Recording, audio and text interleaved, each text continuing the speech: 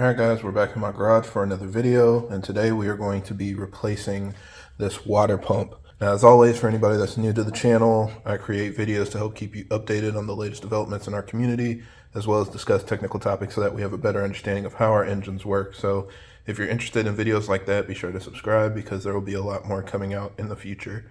But yeah, we're going to go ahead and replace this water pump. Luckily, it's pretty easy, so I'll show you guys how to do that, and hopefully this gives you the confidence you might need to go ahead and try it yourself. If you have a stock turbo, you'll probably need to remove your intake all the way down to the turbo and then remove the charge pipe from the bottom because the stock charge pipe is all one piece. You can also remove this fan shroud. There is one screw over here. You basically undo that screw, and then there's a little tab where it's clipped in. Really hard to see, but there's a little tab down there. If you guys look at my heat exchanger DIY, you can see it. But yeah, this right here, there's like a little tab right in the middle of the screen. You'll press on that with a screwdriver, and then you can actually remove this fan shroud. It pulls straight up out of the top.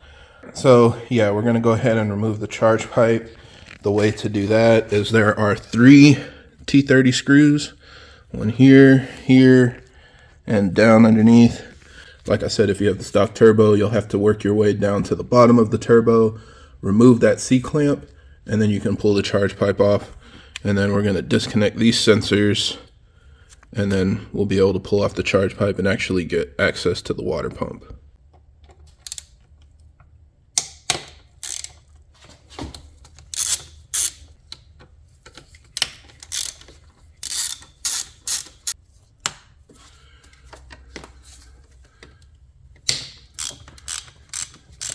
This bolt is kind of hard to get to.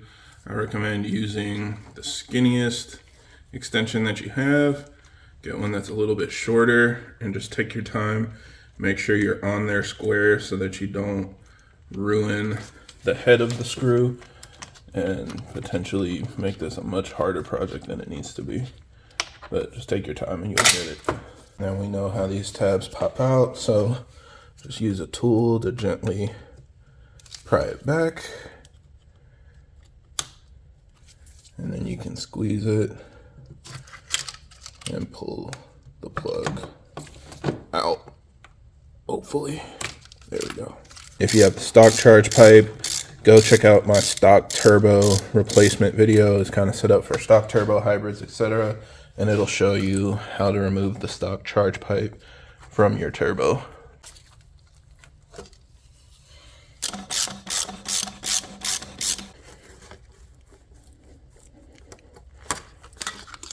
All right, next we are going to be removing the serpentine belt from the accessories.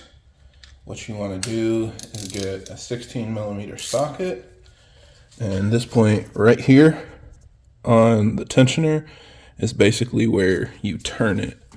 So you're going to put your socket on there and then twist like this, and that removes the slack on the accessory belt. So you can see kind of how that works. So remove the slack, pull the accessory belt off. Let's see, I'll get a little more rotation. There we go. It's in the way.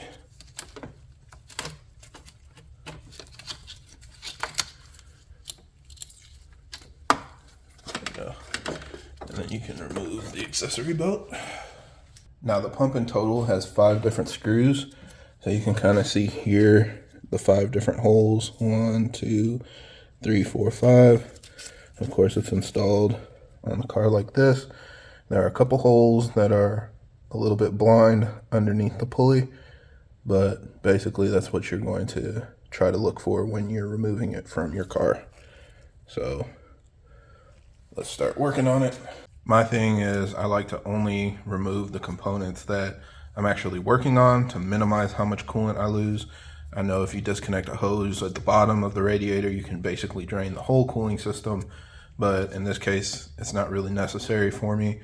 So I'm just going to remove the water pump and let the coolant drain out from the bottom, and then You know, that way I'm only really topping off coolant that really needs to be replaced. Speaking of which, I almost forgot to tell you that you obviously need to jack up your car.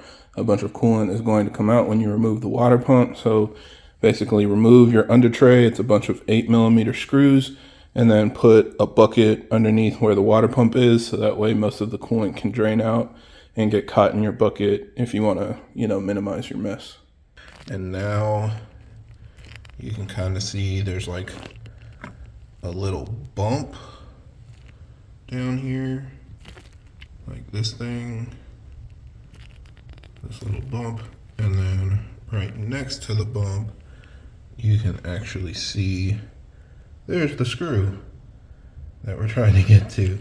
So it's like underneath everything. It's just really hard to see. But if you remove the rest of your charge pipe that's on this side, or just remove the whole thing, then it'll be a lot easier to actually see what you're doing. Basically from this view, you can see it straight on.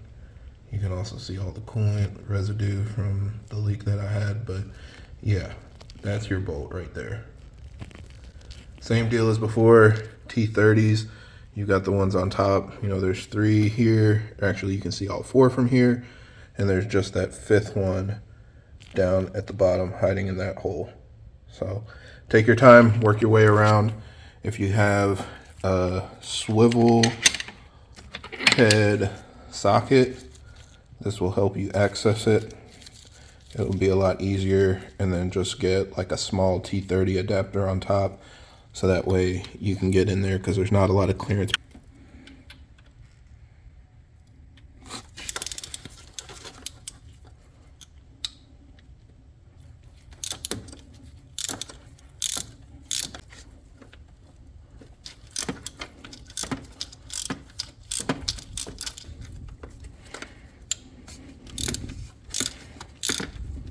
Now we're going to remove the fan shroud. In order to do that, you want to unscrew. There's a screw right here. Pop this out. Get that out of the way.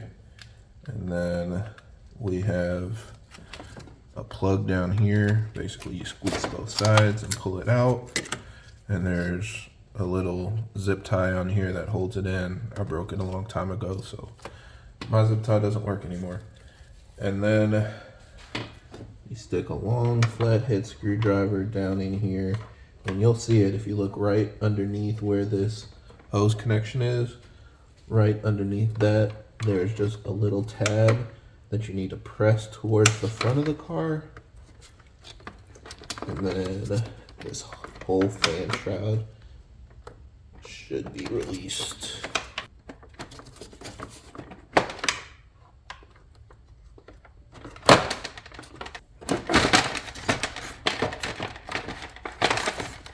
Now this part kind of sucks because the tab wants to hang up on this hose right here on the coolant side of the radiator.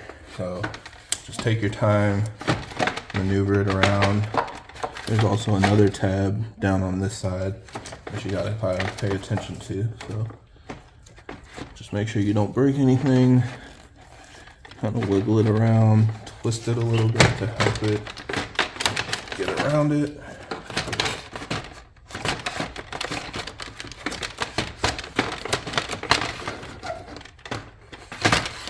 Eventually you should be able to get it out. There we go. So now we have plenty of room to access the water pump. So go ahead and get your socket set up. Again, having the skinny 1/4-inch extensions are your best friend to kind of get it in this tight space, especially underneath the pulley. So this is what we're going to be using. A nice skinny extension that can kind of maneuver around everything. There we go, fits on there perfectly.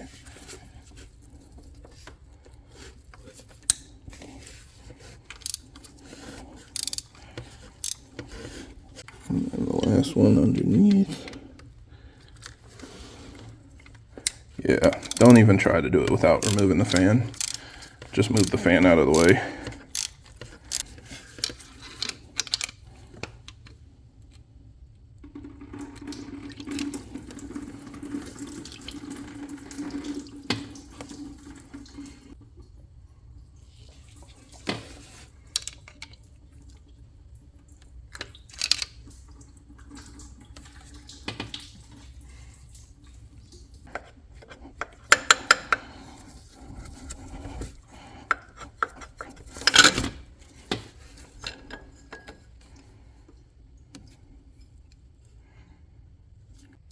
right, and now we are ready to put the new water pump in.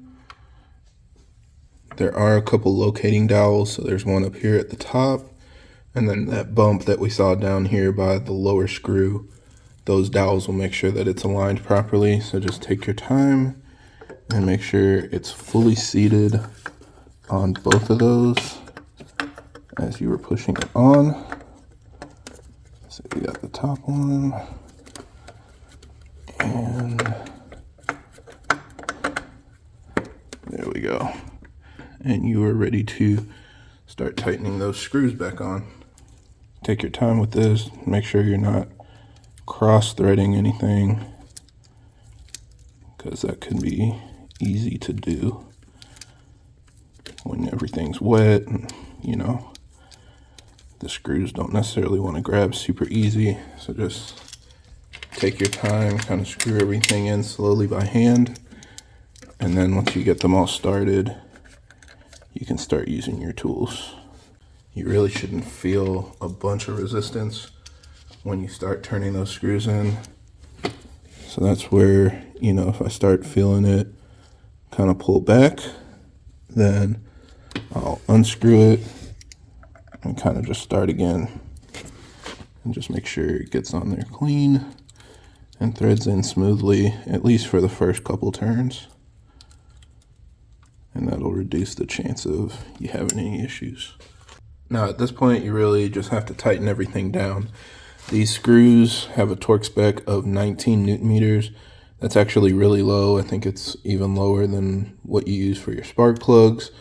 You're going into aluminum here. So basically all this means is don't go crazy. There isn't a specific sequence or anything, but it wouldn't be a bad idea to maybe start in the middle and kind of crisscross going outwards. But yeah, that's pretty much it. So 19 Newton meters for each of the screws. Make sure it's fully seated, and then you'll be ready to put everything back together. All right, now everything is buttoned up, and so we are going to top off our coolant. It can take a lot, so I recommend at least having a gallon on hand. I'm just using a 50-50 mix of BMW coolant and distilled water. So we'll pour that in here.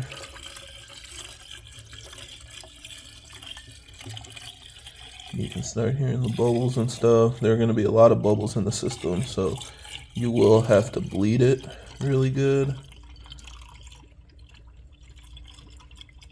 I can hear it gulping it down. Now to kind of help things move a little bit quicker, I do like to just squeeze this hose down here. You can hear it bubbling a little bit, but every time you squeeze that, you hear the bubbles. That's basically pushing air out and sucking more coolant in.